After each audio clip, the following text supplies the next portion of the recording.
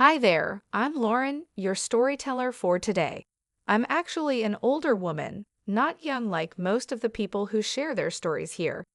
My story is more like my daughter's story, but she asked me to share it from my perspective. I think she isn't ready to share her own story yet, and I hope she finds the courage to do so soon. Until then, you can hear what happened from me. I was a single mom to my daughter Maria. Her father passed away when she was 5 years old, so it was just the two of us.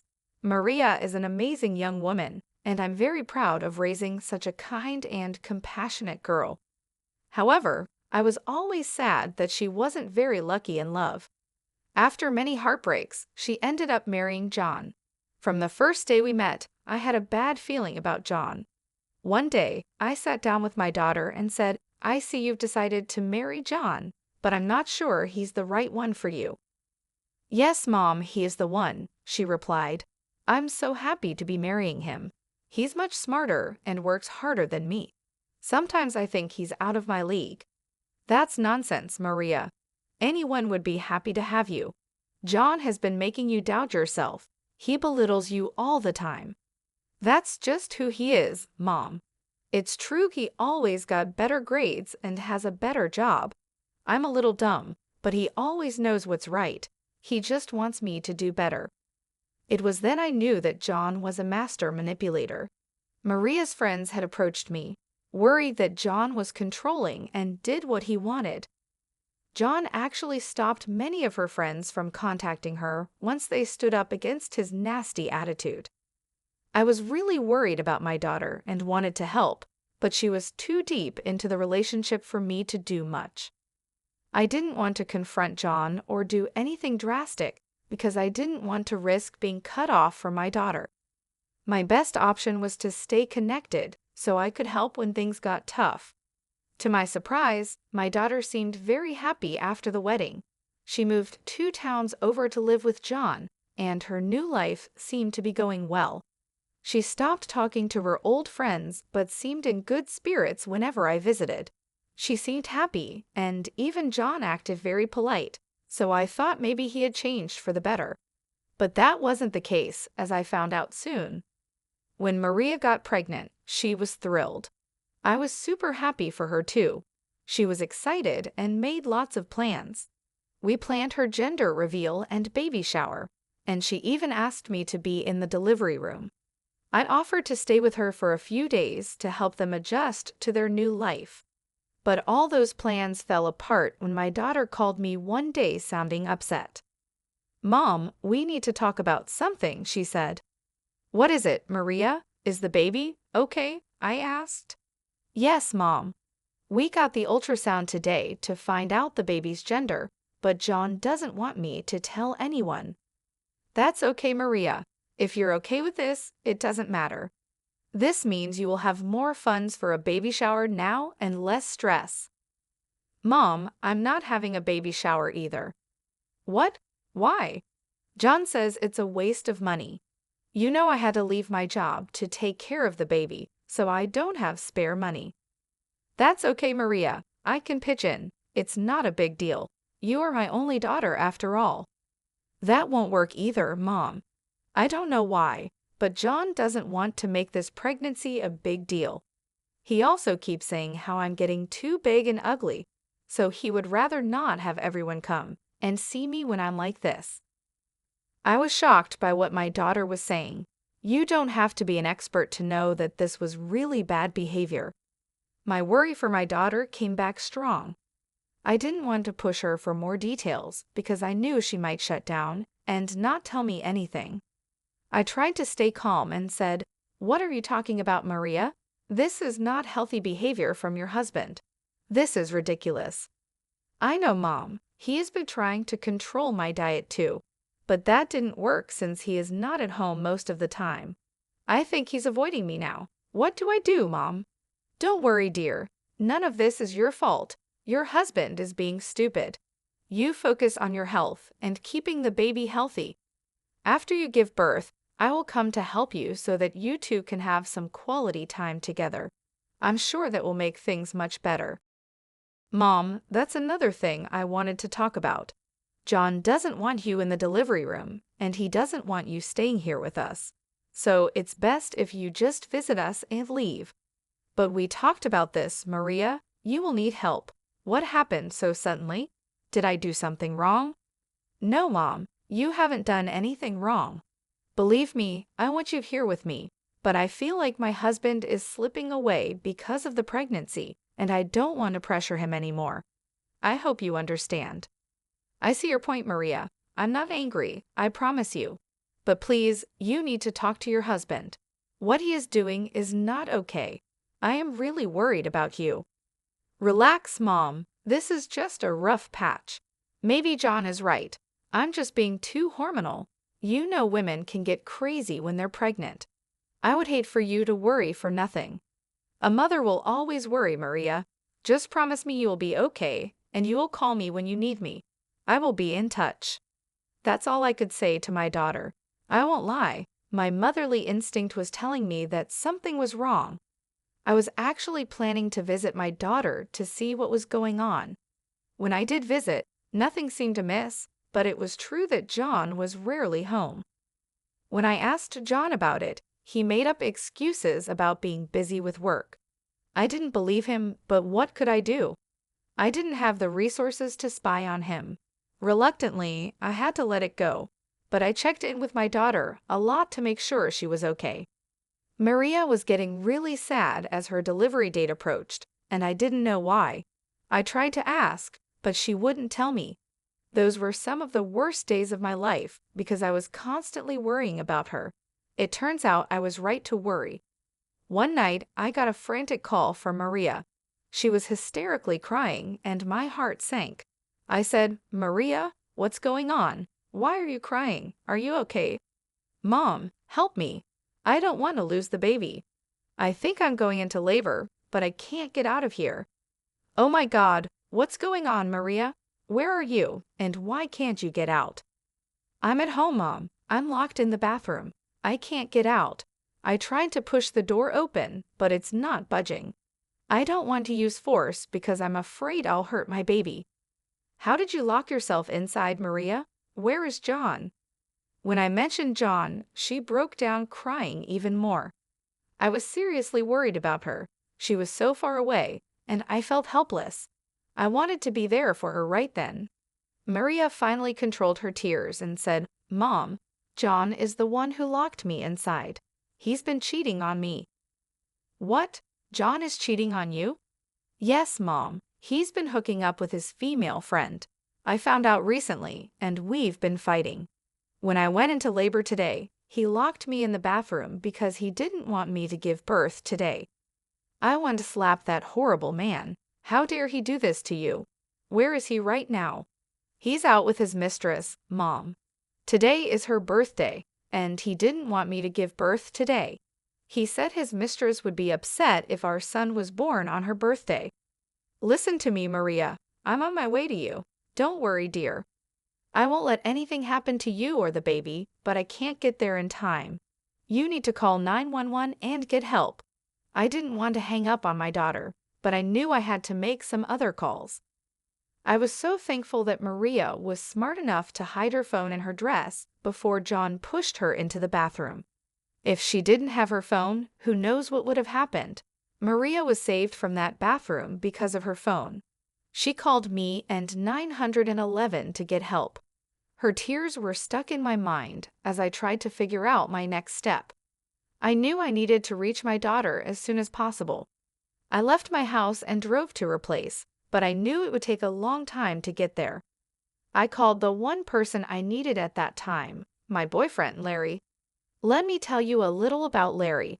I met him at a cafe when I was visiting my daughter. We started talking about our kids and ended up liking each other. Long story short, we've been dating for a while. Since Larry lived in my daughter's city, I knew he could help Maria and deal with John. When I called him, he said, Hey, is everything okay, Lauren? It's quite late.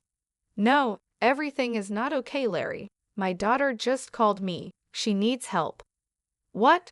Maria needs help? What's wrong? Is it something about the baby? It's about a lot of things, Larry. I'm still in shock. John has been having an affair. Remember how I had a hunch about him?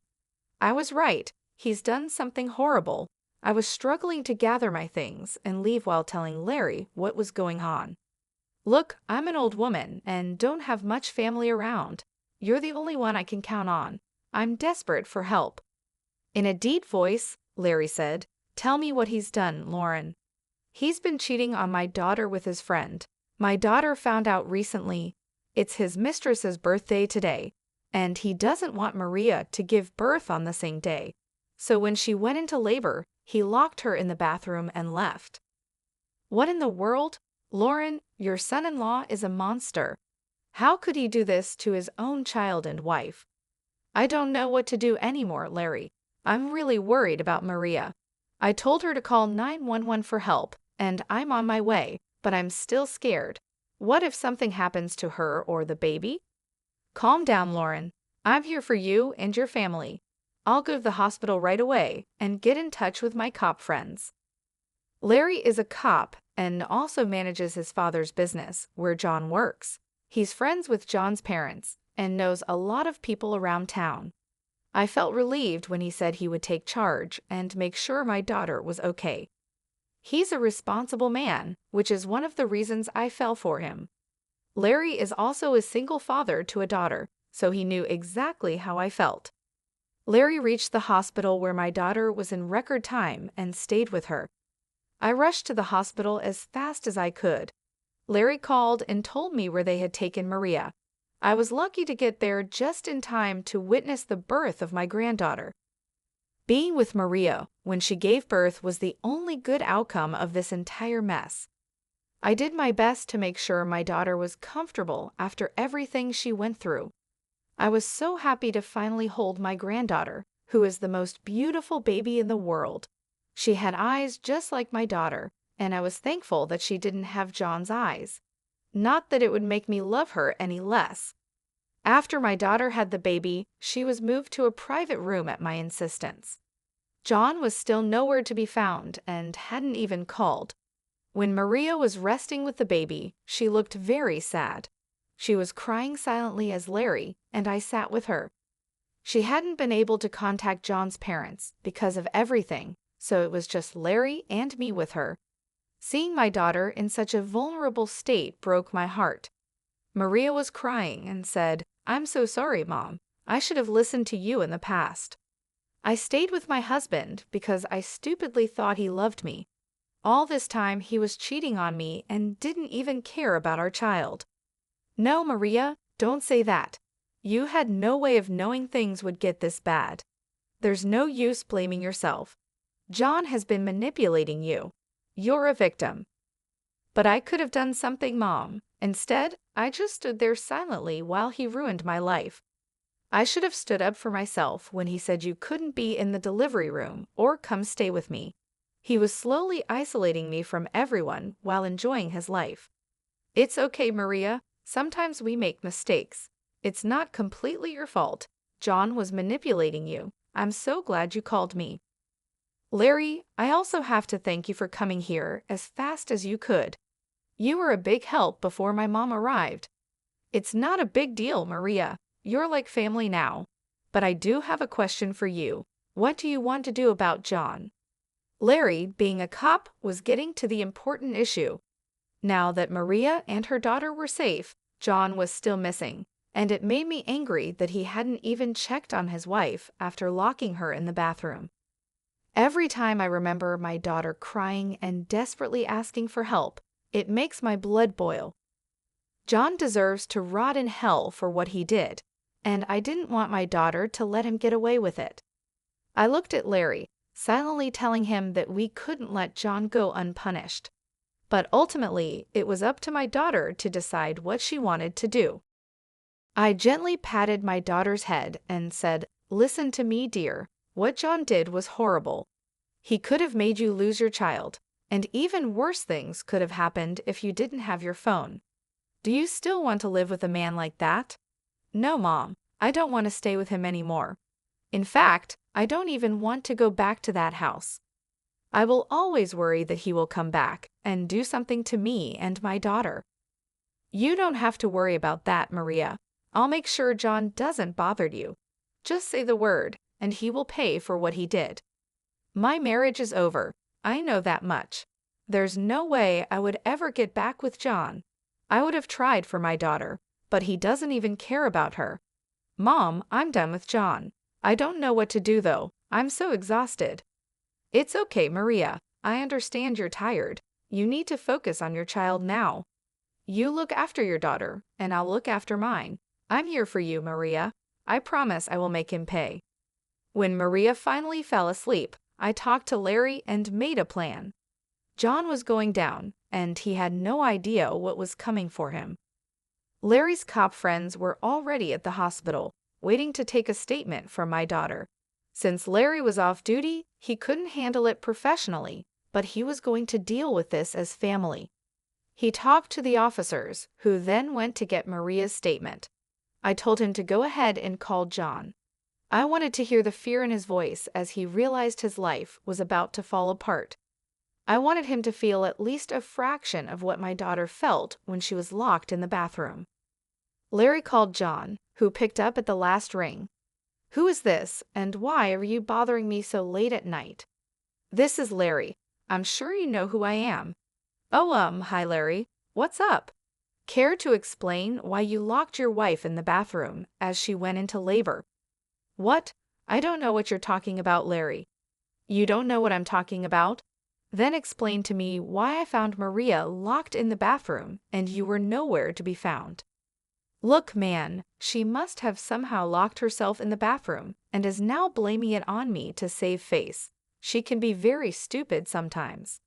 That's when my rage hit its peak. He had the audacity to call my daughter stupid and blame her for his actions. This monster deserved to be slapped across the face. I was so angry that I couldn't keep quiet anymore. I said, "How dare you call my daughter stupid and blame her for everything? The only thing she did wrong was love you. You locked her in the bathroom so she couldn't give birth today, just because you didn't want your child to be born on the same day as your mistress. These are lies. You and your daughter are making up stories to ruin me. I always knew you two were crazy." Listen here, John, Larry cut in. You will not insult my girlfriend and her daughter like that. We have plenty of proof about what you did, and it can be classified as abuse. That's impossible. I didn't do anything. You have to believe me. Yeah, keep trying to protect yourself, John. It won't work. My daughter recorded what you said through the bathroom door. She isn't stupid like you said. John went silent. My daughter had shown me the video where John was yelling from the other side of the door. She was begging him to let her out while he insulted and demeaned her. The video clearly showed John had intentionally locked Maria in the bathroom. Watching it was painful, but I had to understand her pain. The video made me and Larry even angrier. John started stammering, knowing he was caught. Okay, look, I know I messed up. It's not a big deal. I'll go home right now and unlock the door. It's not a big deal. You could have killed your child and wife, John. You didn't even ask about them once during this conversation. I didn't call to scold you, John. I called to tell you what's coming for you. What do you mean? We are filing a police report against you, John. You will be arrested and jailed for abusing your wife and unborn child. I have the best cops on my team working on this case, and I'm going to make sure the whole town knows what you did. I already told your parents everything, so don't bother twisting my words. I will have the local newspaper print the story so everyone knows what a monster you are. No, please don't do this. I'm sorry. There's no use begging anymore, John. You better hold your mistress tight tonight because from tomorrow, both your lives will be hell. Those were the last words I said to John before hanging up. I was furious and ready to let Larry do exactly what he had planned. Together, we were going to ruin John's life. I also planned to expose his mistress, who thought it was a good idea to have an affair with a married man expecting a child. Both of them were going down. I promised myself and my daughter that, and I kept my word. Larry, well known in the town, did most of the groundwork. He made sure John was arrested and sent to jail. Though John managed to bail himself out, his reputation was already ruined. His own parents decided to disown him, and the same happened with his mistress. Thanks to Larry, word spread quickly, and their families tried to save face by disowning their disgraceful children. John's parents, who are actually good people, visited my daughter and promised to support her. They were appalled by what John did and informed his siblings, who also decided to cut ties with him. We could have gone after John's job, but we didn't. Maria was preparing for divorce and served John within a week. We had a good lawyer who assured us we would take John to the cleaners. We wanted John to keep his job so he could pay alimony and child support. Maria got full custody due to John's abusive behavior and the police case against him. My daughter is doing much better now with adequate support. She moved into Larry's house, and we have been living together for some time. Larry's daughter helped us spread the word to her friends, who also happened to be John's friends. It was satisfying to see John lose support from all sides. After the divorce papers were served, John even came to Larry's house, begging for mercy and forgiveness. I let my daughter handle him because I wanted her to get her own revenge and closure. I stood silently by as she confronted John. He was on his knees, crying for forgiveness, saying, "I'm so sorry, Maria. Please don't leave me. Please don't take my daughter away." "What daughter are you talking about, John? The one you almost killed so that your mistress wouldn't get upset for sharing her birthday with my baby? I made a huge mistake, Maria. I swear this was the only time. I will never do this again. I love you and our child." "Don't make me laugh, John. You never loved me. You don't get to come here and beg for mercy after you almost killed both of us. We are done, John. You can go back to your mistress and have a dream life with her. We have already ended things." "Maria, believe me, I never loved her. It was just—" "Spare me the details, John. I never wanted to know that. Anyway, it doesn't matter how many times you strayed or if you have ended things with her.